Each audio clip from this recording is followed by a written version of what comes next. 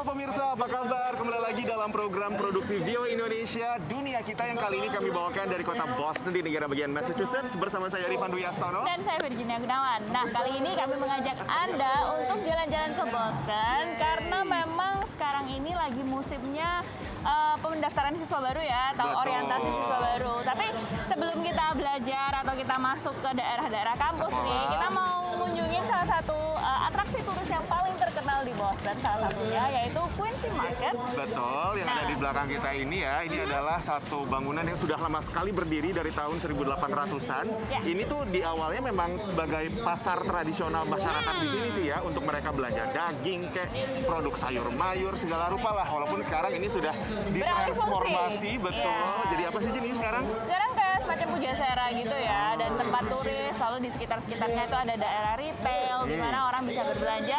Jadi kayak one stop di tengah kota Financial District Boston. Betul sekali. Nah, nanti sebelum kita ngomongin soal Boston yang lain-lain juga nih, sebagai sebuah kota yang memang dipenuhi turis, kita juga mau ngomongin soal Boston sebagai kota pelajar. Cia. Benar, mirip-mirip Jogja lah ya kira-kira. Banyak mahasiswa. Karena banyak banget mahasiswa ini. Nah, salah satu mahasiswanya adalah diaspora Indonesia yang sudah berhasil mendapatkan PhD atau gelar S3-nya Betul. dalam bidang yang cukup kompleks nih. Benar. Penasaran nggak pemirsa? Kita lihat liputannya. Seru banget sih, kayak nyampur kayak gimana ya kalau misalkan aku tambahin itu, oke, kayak order material baru kita coba gitu. Mari kita coba kayak Siska Kol gitu. Ceria dan humoris. Itulah kesan setelah bertemu dengan Nur Titan Putri Hartono di kampus Massachusetts Institute of Technology di Boston, Amerika Serikat. Titan adalah peneliti di Laboratorium Photovoltaik MIT. Sejak 2016, ia fokus mengembangkan material panel surya yang lebih murah dan efisien. Karena saat ini kan harganya mahal banget nih, dan susah banget kalau misalkan kita pengen punya di Indonesia. Itulah yang mendorong Titan menekuni penelitiannya. Pemerataan akses listrik di Indonesia menurutnya bisa banyak terbantu dengan teknologi panel surya. Bukan saja karena ramah lingkungan, tapi juga Karena itu nggak butuh transmisi dari Pulau Jawa gitu, tapi kayak kita bisa bangun di pulau tersebut gitu, kayak microgrid, terus orang-orang bisa langsung menikmati listriknya di tempat tersebut. Titan memulai pencarian material panel surya murah ketika mengambil studi pasca sarjana di MIT 5 tahun lalu.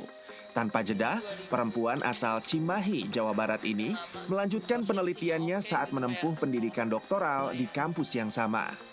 Kalau kita lihat panel surya di market gitu, kan rata-rata kebanyakan sekitar 80%-nya itu dari silikon gitu kan. Tapi silikon itu dia salah satu drawback-nya, dia lumayan mahal. Nah, kalau perovskite ini dia diprediksi harganya bisa jadi lebih murah, dan efisiensinya itu udah comparable sama silikon gitu. Yang kayak research cell yang kecil size-nya itu kayak udah comparable sama silikon. Tapi ada satu challenge-nya itu adalah dia kurang stabil. Menemukan formula perovskite yang stabil menjadi fokus utama Titan dalam penelitian. Setelah membuat lebih dari 1.000 sampel, Titan akhirnya berhasil menciptakan komposisi perovskite yang 8 kali lebih stabil dari sebelumnya. Namun, perjalanan untuk sampai pada tahap produksi massal sebagai bahan utama panel surya masih amat panjang. Sebenarnya kan sekarang tuh udah ada beberapa startup nih, di Amerika Serikat ada, di Inggris juga ada, oleh profesor-profesor yang lumayan besar namanya di bidang ini gitu, yang mereka berusaha pushing ini ke manufacturing stage gitu. Aku sih berharapnya mungkin dalam 10 tahun ke depan mungkin kita bisa dapat visible produk gitu, produk yang beneran ada bentuknya. Mentor Titan dalam penelitian itu optimistis dengan manfaat hasil kerja keras Titan di laboratorium. Titan is definitely a very talented researcher. Titan always find ways to go through the hard problems. As much as I may have mentored her, she has been also teaching me with her great passion about science and technologies, as well as about her very organized, hardworking working style. Sun yakin penemuan Titan meningkatkan kemungkinan produksi skala besar teknologi panel surya baru. The new type of solar cell Titan has been working on it is low cost, and it is very lightweighted, and it's flexible. So you can potentially put it on the top of your car. You can potentially put it on portable electronics. So this is a very significant piece of result, and it shed light in the commercialization of this new technology for the benefits of many of us. Penelitian itu belum usai. Setelah meraih gelar PhD dari MIT Juni lalu, Titan berencana melanjutkan kiprahnya ke Jerman untuk terus mencari solusi energi terbarukan yang murah dan mudah diakses masyarakat. Satu pesannya bagi siapapun yang ingin menapaki karir sebagai peneliti, nggak apa-apa gitu kalau misalkan hari ini nggak produktif, atau nggak apa-apa kalau misalkan stuck gitu selama seminggu, 2 minggu, atau sebulan. Asalkan kayak kita selalu mikirin cara gimana jalan keluarnya, atau mencoba ngomong ke orang lain, itu kayak meskipun belum ketemu jawabannya, ya itu menurut aku itu kayak kita tetap ada progresnya. Ya, small step matters. dari Boston, Massachusetts, tim VOA. Nah, itu dia Jin ya, seru banget gimana cara dia berusaha berkontribusi dengan cari renewable energy atau sumber energi yang terbarukan, tapi juga murah. Iya, padahal aku ngiranya kita jadi kayak klorofil gitu, fotosintesis sendiri, nggak mungkin kali ya. Si ampun. Nah, pemirsa, kita punya masih banyak lagi cerita-cerita soal mahasiswa diaspora Indonesia yang ada di kota Boston. Jangan kemana-mana, Tetaplah di dunia kita.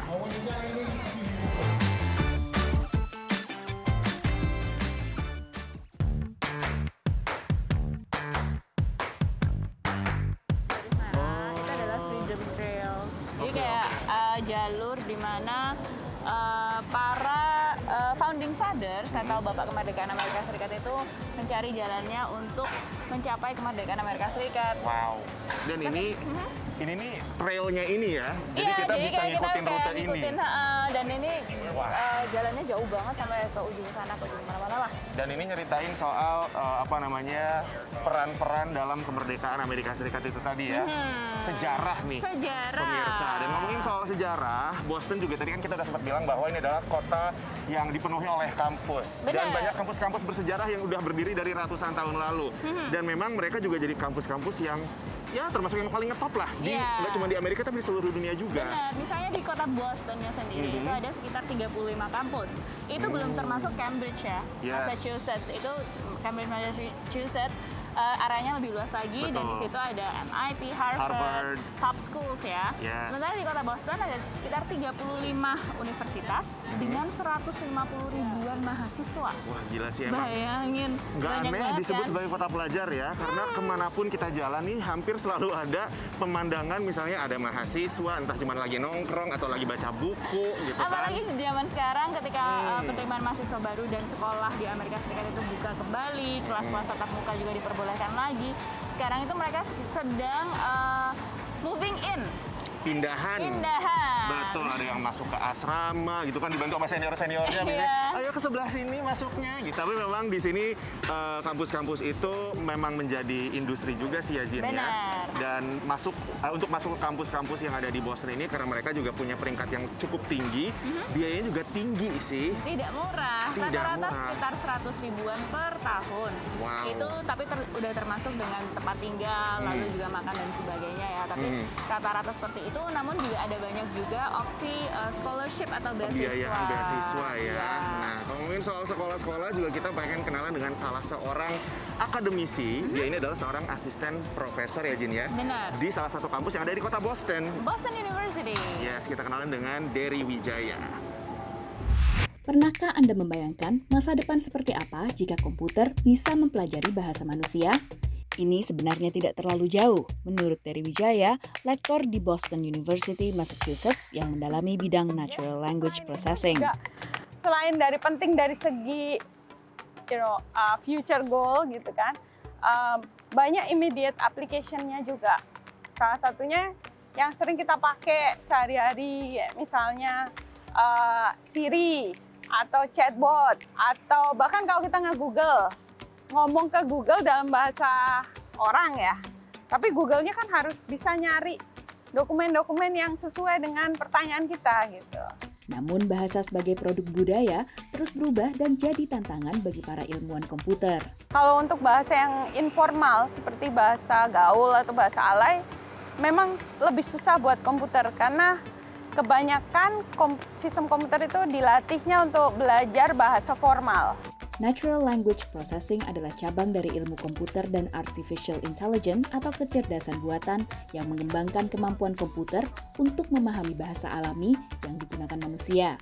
Bagi dari kecil, kedua bidang ini sudah jadi santapan sehari-hari. Lingkungan waktu kecil, bapak saya itu sastra, bahasa dan sastra Indonesia, dosen. Karena kan di Malang ya waktu zaman segitu tuh semua orang pakai bahasa Jawa. Tapi bapak dan ibu waktu itu insist ngomong ke kita pakai bahasa Indonesia yang baku lagi. Kenapa otak manusia itu bisa beradaptasi gitu loh. Sepanjang karirnya, Dery mempelajari tentang ilmu komputer di sekolah-sekolah ternama di Singapura dan Amerika Serikat. Tahun 2018, proyek openframing.org, besutannya dan kolega di Boston University memperoleh hibah $1 juta atau sekitar 14,3 miliar rupiah dari National Science Foundation.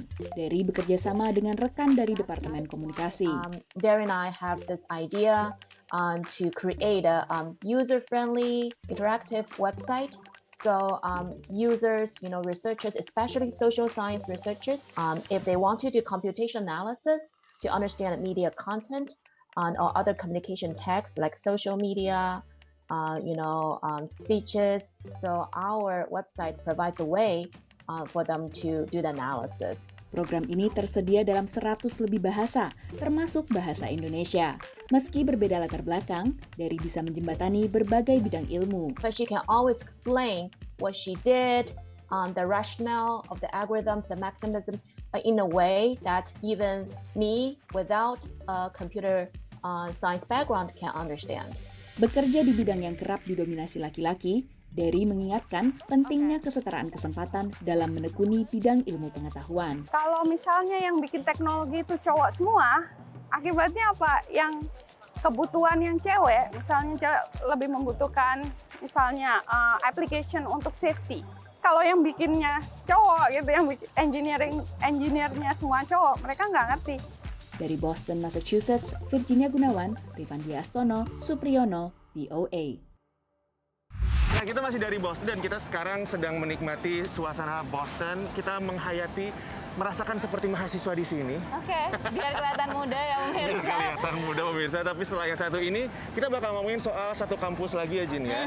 Tapi jangan kemana-mana, tetaplah di dunia kita.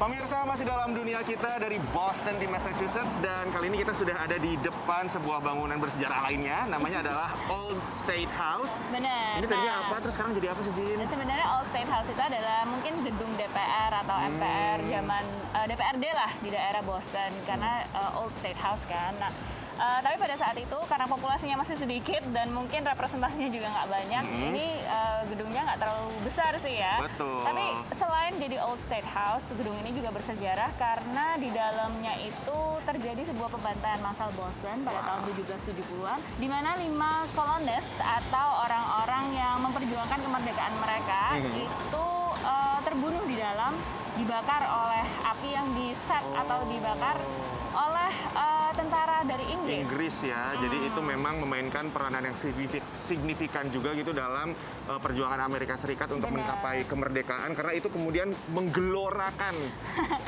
semangat perjuangan Kayak gitu ya. Bandung Lautan Api mungkin ya. Nah, tadi kan kita sempat nyinggung bahwa ini jadi tempat terjadi sebuah tragedi ya. Benar. Nah, ini juga ada satu paket, walaupun bukan tragedi sih, tapi memang ini jadi satu problema yang sedang dihadapi di Oleh kalangan mahasiswa. Oleh universitasnya kali ya. Betul. Jadi kan kalau di Amerika Serikat ini ketika kita mau daftar untuk masuk ke suatu universitas itu ada yang dinamakan affirmative action ya, Jin ya. Ya, terutama bagi kelompok-kelompok minoritas di Amerika Serikat yang mungkin tidak punya kesempatan yang sama dengan kelompok mayoritas. Nah, biasanya affirmative action itu untuk menyeimbangkan demografi, gender, dan tingkat sosioekonomi, sehingga di dalam kelompok badan mahasiswanya itu lebih bervariasi. Gitu.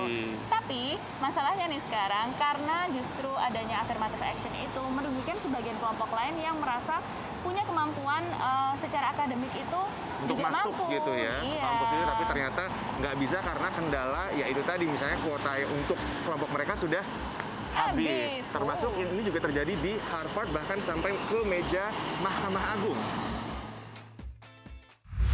Tahun 2014, Students for Fair Admissions serta sejumlah LSM lainnya menggugat Harvard University yang dianggap melakukan diskriminasi terhadap calon mahasiswa keturunan Asia dalam seleksi penerimaan mahasiswa baru. Setelah diputuskan bahwa tuduhan tidak terbukti, kasusnya kini naik banding ke Mahkamah Agung yang Juni lalu meminta masukan dari pemerintahan Joe Biden melalui Kementerian Kehakiman. I think getting some sense of what the administration is thinking, particularly administration that has a focus on education, I think is interesting, and it's good that they're getting that viewpoint, especially when you're reviewing a recent precedent. 5 tahun lalu, Gregory Vincent adalah juru bicara University of Texas Austin saat kampus ini digugat karena menerapkan affirmative action, yaitu memberi kemudahan pada golongan tertentu atas dasar menyeimbangkan kesetaraan. What we were able to persuasively argue is that diversity is a compelling interest in higher education, that all students benefit from a robust and diverse learning environment, that it was a national security imperative, and it advanced good business. Namun menurut pengacara mahasiswa yang menggugat University of Texas setelah aplikasinya ditolak, affirmative action adalah diskriminasi. We have said in our briefs, and certainly we've said all along, that race is an odious classification. To do it for reasons that are not compelling and are not established by the evidence and were not the basis of decision is inappropriate. Tahun 2016, Mahkamah Agung memutuskan bahwa penggunaan ras dalam menentukan penerimaan seseorang merupakan hal yang sah. Tapi kini pendukung affirmative action khawatir bahwa komposisi 6-3 mayoritas konservatif di Mahkamah Agung bisa mengakhirinya. Julie Park tergabung dalam Dewan Penasehat Tim Pembela Harvard University. Menurutnya, jika gugatan terhadap Harvard menang, dampaknya akan sangat buruk terhadap siswa minoritas. It would be disastrous for African American, Latinx, indigenous communities within higher education, both at Harvard specifically, but then also writ large across the country, both in public institutions and private institutions. If you take race out of the equation, it disproportionately impacts African American students, Latino students, students from low socioeconomic backgrounds. The traditional measures of so-called merit, like grades and test scores, disproportionately favor students who come from affluent backgrounds who go to high-resource schools. Gugatan dipimpin oleh Edward Blum, pegiat konservatif dari Texas, yang mengumpulkan siswa-siswa keturunan Asia untuk secara anonim menandatangani gugatan. Affirmative action dari Harvard dianggap menghalangi siswa keturunan Asia masuk universitas bergengsi ini demi memasukkan lebih banyak minoritas lainnya. Namun sebuah jajak pendapat tahun 2020 menyimpulkan 70% warga Asia mendukung affirmative action. I've seen Asian Americans who are just confused. We're a diverse community in every way, and so I think you have a variety of reactions. Menurut Gregory Vincent, tidak cukup bukti bahwa warga Asia dikecualikan dalam proses penerimaan mahasiswa baru. Mahkamah Agung menunda kasus ini walaupun tidak menolaknya. Dari Washington DC, VOA. Kita juga kayaknya harus udahan dulu nih, jangan-jangan dibosannya pemirsa dunia kita. Tapi yang jelas kalau misalnya Anda punya keinginan untuk nonton lagi episode yang ini atau episode-episode sebelumnya, silakan langsung akses website kami di www.voaindonesia.com atau langsung mampir ke YouTube channelnya VOA Indonesia di VOA Indonesia. Dan kami juga tunggu Anda untuk menjadi sahabat kami di media sosial kami. Ada Twitter, Instagram, Facebook dengan kata kunci VOA Indonesia. Dan jangan lupa juga kami tunggu pertanyaan Anda dalam bentuk video lewat direct message. Bisa kirim ke kami berdua atau ke account VOA Indonesia. Pastinya. Kalau gitu kita pamitan dulu ya, Jin ya. Kita undur diri dari Boston, Massachusetts. Saya Rifan Dwi Astono. Dan saya Virginia Gunawan. Sampai jumpa. Ayo.